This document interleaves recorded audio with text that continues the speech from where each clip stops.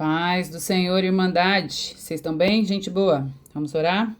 Oremos. Ó Cristo amado, o Senhor da nossa vida.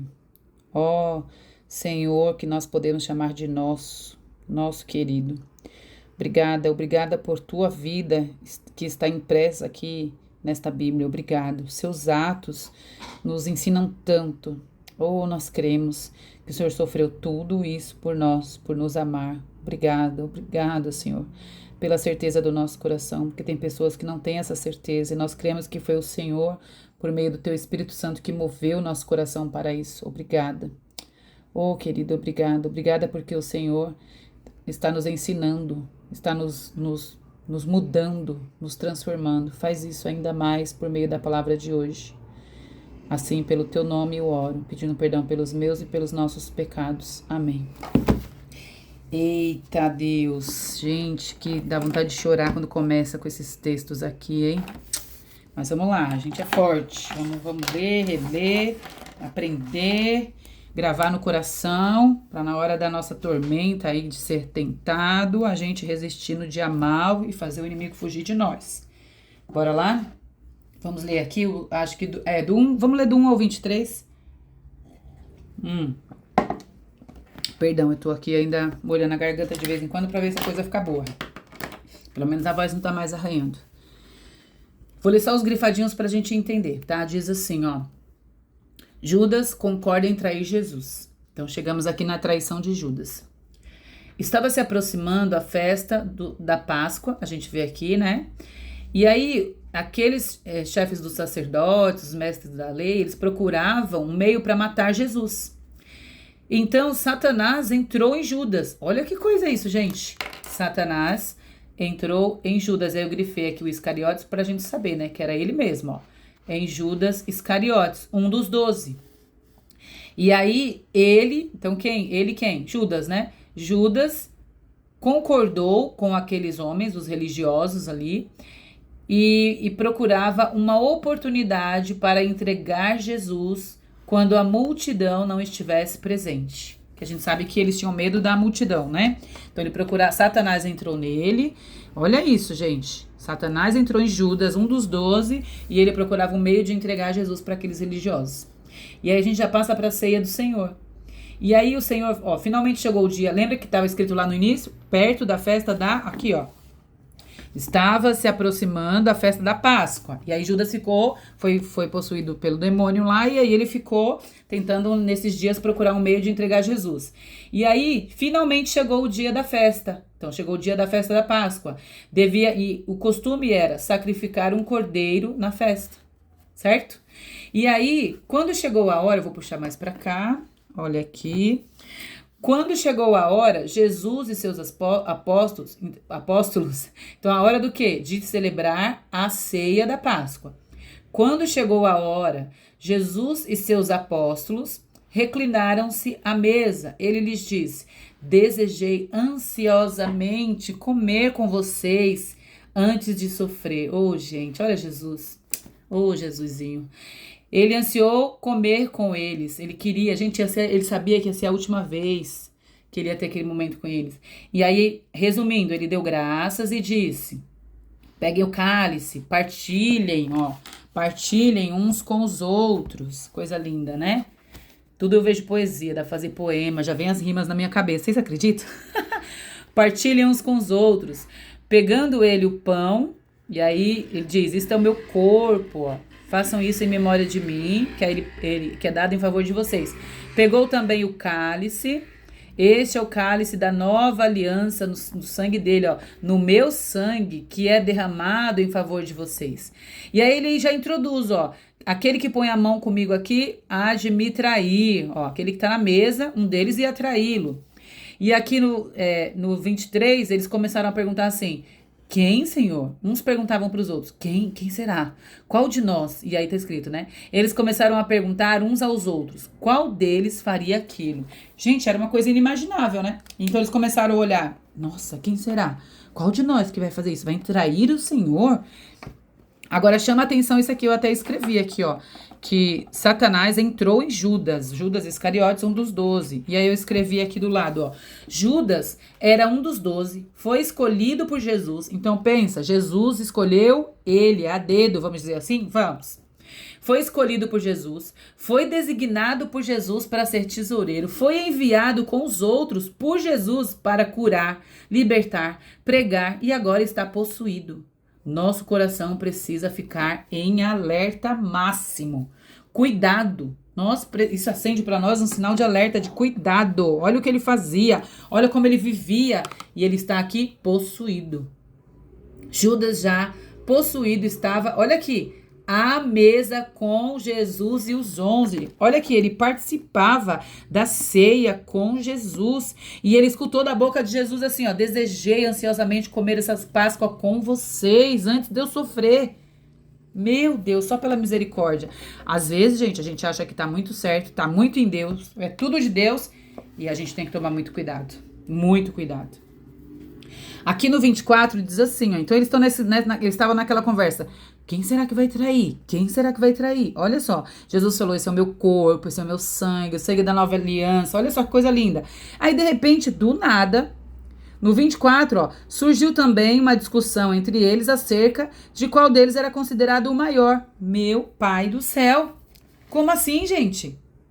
Dá pra entender? Gente, como pode a pessoa estar tão envolvida com as coisas de Jesus, preparativos da ceia, ceiar com ele, ouvir tudo aquilo da boca do próprio Jesus, estarem preocupados sobre quem haveria de trair, tava aquele desespero, tinha preocupação nisso, quem será?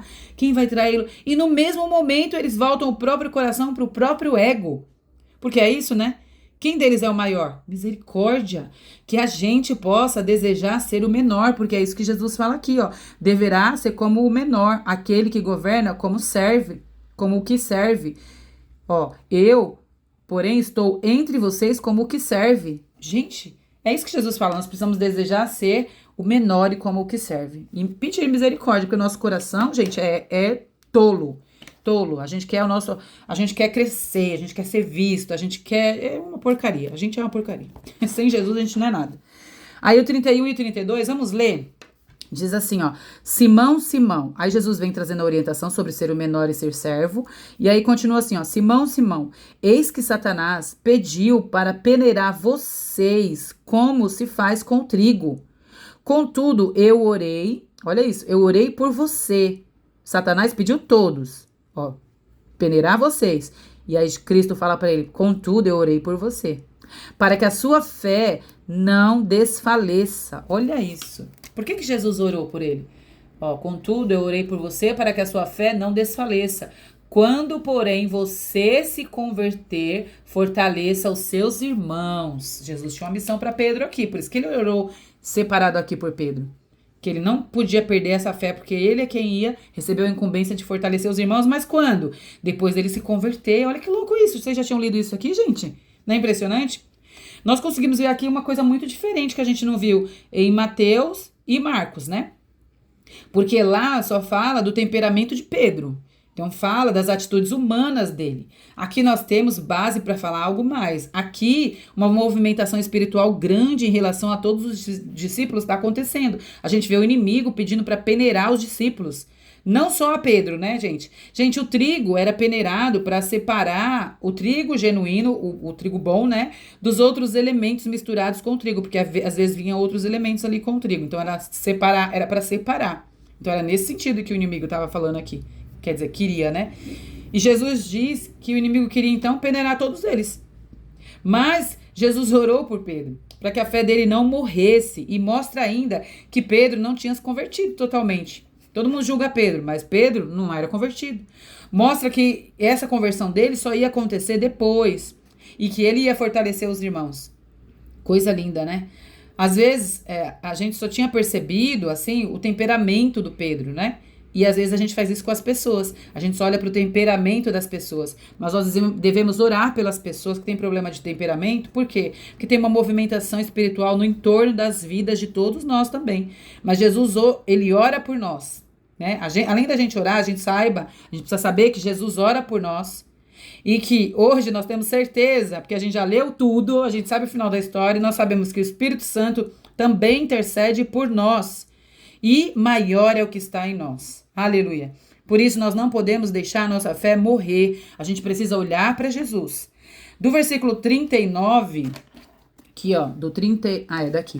O 39 ao 53, deixa eu só ler pra gente entender. Aí continua aqui ó, Jesus ora no Monte das Oliveiras.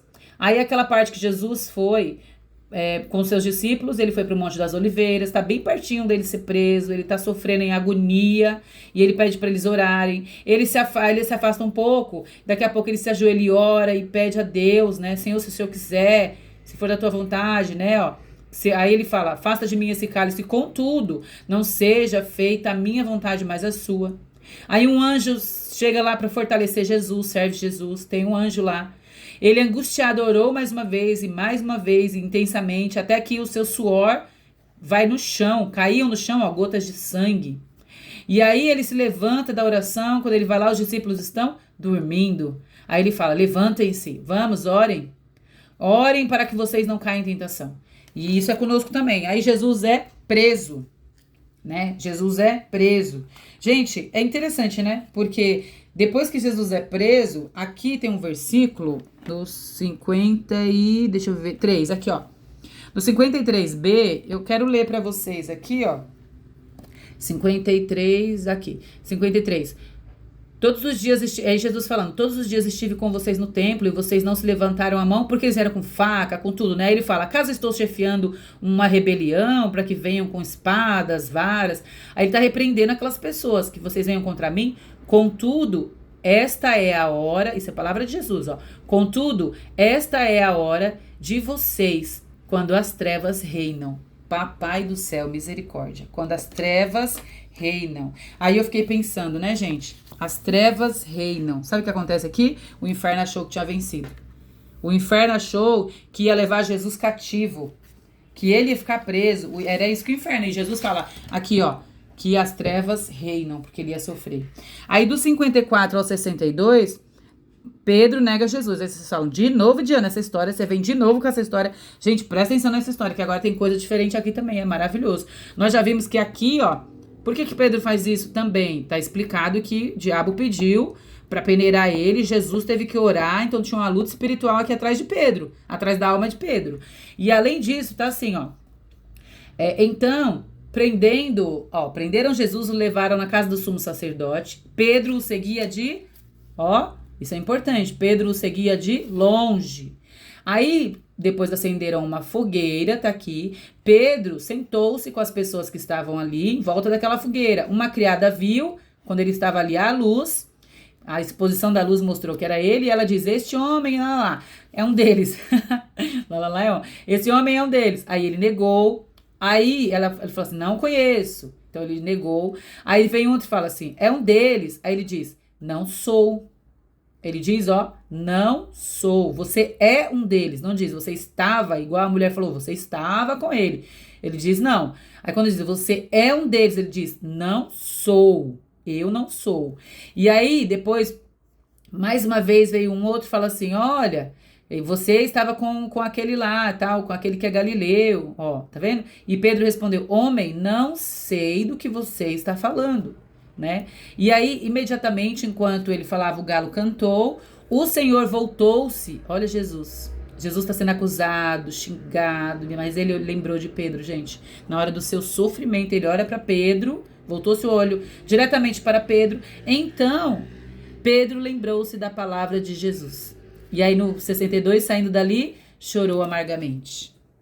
Gente, é interessante aqui, porque assim, é triste, é muito triste, né? A gente sabe que tinha uma batalha espiritual aqui em volta da vida de Pedro, né? Mas, assim, Pedro, ele falava que era tão intenso, né, com Jesus, que era um dos mais chegados ali. Ele vivia com Jesus, era um dos 3, né, que ia pro monte, que ia não sei pra onde. Ele se torna um seguidor de longe. Olha o que tá escrito aqui, seguia de longe. De repente, ele virou um seguidor de longe, né? É incrível, é triste o seguidor que seguia de longe. Isso me acendeu uma coisa assim, sabe, no meu coração? Ele seguia Jesus de longe. Dá pra seguir Jesus de longe, gente? Tem como ser compromissado com Jesus de longe? Pedro tá compromissado com Jesus aqui? O texto responde pra gente, ó. Pedro, quando ele erra aqui, nos ensina que não é possível ser seguidor de Jesus de longe. Se você está longe de Cristo, vem hoje, volta hoje. O 55 aqui, ó, cadê, ó? No 50, aqui até aqui no finalzinho, né? Aí no 55, ó, quando, porém, acenderam uma fogueira, aí ele se senta em volta da fogueira ali, ó, e Pedro sentou-se com eles. Então, gente, como é que ele estava se aquecendo em volta de uma fogueira enquanto Jesus estava sendo preso, interrogado, insultado? Aí eu pergunto pra você, dá pra seguir Jesus de longe? É isso aí que faz quem segue Jesus de longe. No 58, aqui, ó, a gente, no 58, ó, diz assim, ó, pouco depois um homem viu e disse, você também é um deles. Ele diz, não sou. A gente aprende então com quem segue Jesus de longe, sabe o quê? Que essa pessoa é capaz de negar a própria identidade. Nega a identidade, você não sabe quem é se você segue Jesus de longe. E no 61 nós vemos o olhar, né? O olhar de Jesus. Ele olhou, tá aqui, ó. O olhar de Jesus encontra o olhar de Pedro. E Pedro consegue contemplar aqueles olhos de amor. Pedro lembra da palavra de Cristo. O que o faz chorar, gente, não é uma lembrança do que ele viveu. Ah, quando a gente estava no Monte da Transfiguração, eu vi Moisés e Elias. Ah, a multiplicação dos pães, grandes milagres, experiência, a empolgação, ou tudo aquilo que ele mesmo falava. O que Pedro lembra ao olhar nos olhos de Jesus são as palavras de Jesus. Então, o que vai nos salvar no dia do nosso, quando a gente, para evitar até mesmo de cair, mas quando a gente estiver caído ou sofrendo, é lembrar dessas palavras aqui. Não são as nossas experiências que vão nos firmar a fé. Nós temos sim os nossos testemunhos, mas nós precisamos queimar, desejar isso aqui, ó, a palavra de Jesus. Porque foi isso que fez ele chorar e amargamente, né? Então vamos prosseguir em conhecer a palavra. E aqui do 63 em diante, até o 71, soldados zombam de Cristo, ele é apresentado ao conselho dos religiosos e chama atenção o 68, porque é algo que termina não triste como tudo isso, né, que está acontecendo aqui, mas com um versículo que nos traz esperança. Diz assim, ó, contudo, de agora em diante, o Filho do Homem estará sentado à direita do Deus Todo-Poderoso. E é isso que nós cremos. Louvado seja o nome do Senhor Jesus.